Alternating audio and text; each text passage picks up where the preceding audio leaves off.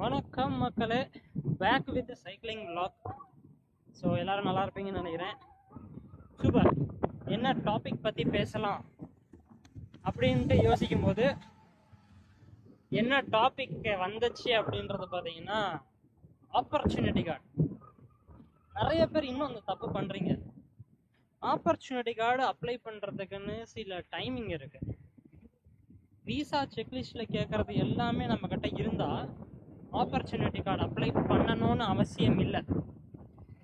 The reason ஏன் அப்படின்றத பார்த்தீங்கன்னா, மார்க்கெட் ரெடியாக நம்ம இருக்கிறோமா அப்படின்றத நம்ம முதல்ல பார்க்கணும். அதை நம்ம யாருமே பார்க்க மாட்டேன்றோம்.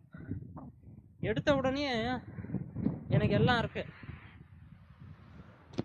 ஒரு கன்சல்டன்ட் வந்து எனக்கு ஆப்பர்ச்சுனிட்டி கார்டு வாங்கி தரேன்னு சொல்லியிருக்காரு, அதனால நான் அப்ளை பண்றேன் அப்படின்ட்டு நிறைய பேர் பண்ற மிஸ்டேக்கே அதுதான்.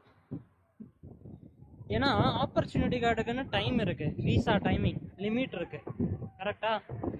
அந்த லிமிட்டை நம்ம கரெக்டாக யூஸ் பண்ணணும். அதை பண்றோமான்னு கேட்டிங்கன்னா இல்லை. ஆப்பர்ச்சுனிட்டி கார்டு எடுத்துடுறோம், ஐயா ஜாலி கிடச்சிருச்சுன்னு வந்துடுறோம்.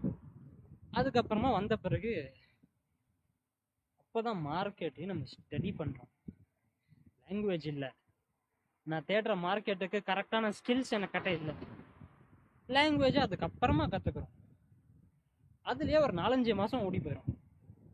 அதுக்கப்புறமா ஜெர்மன் மார்க்கெட்டுக்கு நீங்கள் ஜாப்ஸ் எப்படி அப்ளை பண்ணணும் அப்படின்றதையும் கற்றுக்கணும். சும்மா இந்தியாவில் இருக்கிற மாதிரி அப்ளை பண்ண இங்கே கிடைக்க போகிறது ரைட்.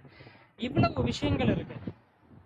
இது எதுவுமே தெரியாம ஆப்பர்ச்சுனிட்டி கார்டு யாரோ ஒருத்தர் தராங்க, நம்ம காசு கொடுத்தா வேலை நடக்குது அப்படின்ட்டு நீங்க அப்ளை பண்றதுனால டைம் வேஸ்ட் பண்றீங்க. என்ன டைம்? ஏற்கனவே சொன்ன மாதிரி ஆப்பர்ச்சுனிட்டி கார்டுக்குன்னு டியூரேஷன் இருக்கு.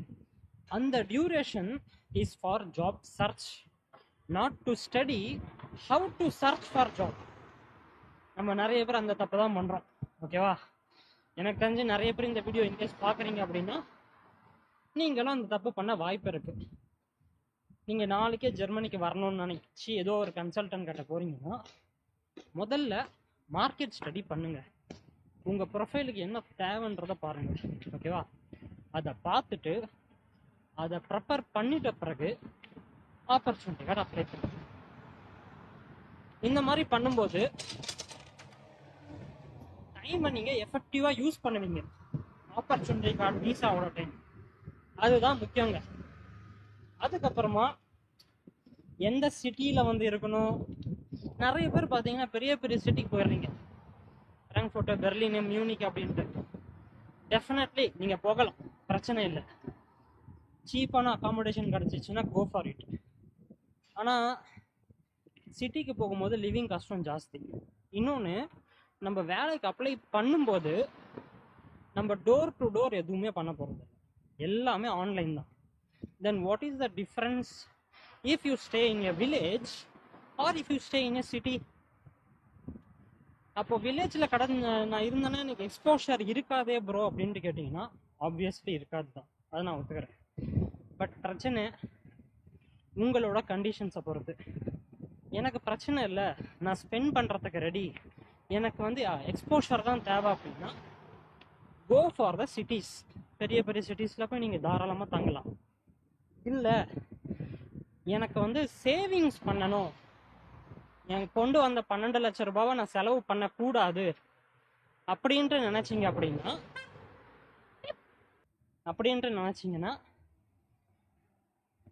தென் go for villages, best option. ஏன்னா நான் இப்போ இருக்கிறது ஒரு வில்லேஜ் தான். அந்த வில்லேஜில் பார்த்தீங்கன்னா என்னோட வீடு கிட்டத்தட்ட 78 82 மீட்டர் ஸ்கொயர். 5 ரூம் இருக்கு. ஒரு லிவிங் ரூம், ஒரு பெட்ரூம், 2 ஆஃபீஸ் ஸ்பேஸ், ஒரு ஸ்டோரேஜ் ஏரியா, ஒரு கிச்சன், ஒரு கார்போர்ட். இத்தனை விஷயங்கள் என்னோட வீட்டில் இருக்கு, பெருசு, இன்க்ளூடிங் ஏ பால்கனி. இதுக்கு நான் கட்டுற வார்ம் ரெண்ட். ஏன்னா ஜெர்மனியில் கோல்ட் ரெண்ட், வார்ம் ரெண்ட்னு 2 கான்செப்ட் இருக்குது. நான் கட்டுற வார்ம் ரெண்ட் வெறும் 790 ஈரோ. அவ்வளோ பெரிய வீட்டுக்கு. அதே வீடு எக்ஸாக்டாக 1 to 1 ஒரு சிட்டியில் இருக்கு அப்படின்னா மினிமம் ஒரு 1200 1300 ஈரோ கேட்பாங்க minimum. So that's the difference between living in a village or in a city. So living எக்ஸ்பென்ஸை பொறுத்த வரைக்கும் வீட்டு வாடகை தான் one of the main thing. மற்றபடி காய்கறி நீங்கள் எந்த ஊரில் போய் வாங்கினாலும் அதே ரேட் தான். அதனால் ரெண்ட்டை எப்படி குறைக்க முடியும் அப்படின்றத மட்டும் பாருங்கள்.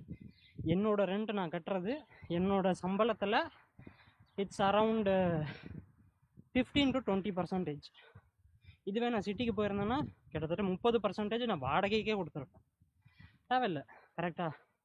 So plan exactly when you want to apply for opportunity card அதுக்கேற்ற மாதிரி அப்ளை பண்ணுங்கள். டைமை கரெக்டாக யூஸ் பண்ணுங்கள். That's very very important guys. see you in another bike vlog. ஏதாவது கேள்விகள் இருந்துச்சுன்னா கமெண்ட் செக்ஷனில் கமெண்ட் பண்ணுங்கள். அதுக்குண்டான பதிலை I will tell you in the next cycle vlog. ஓகேவா? பார்ப்போம். until then take care of you both.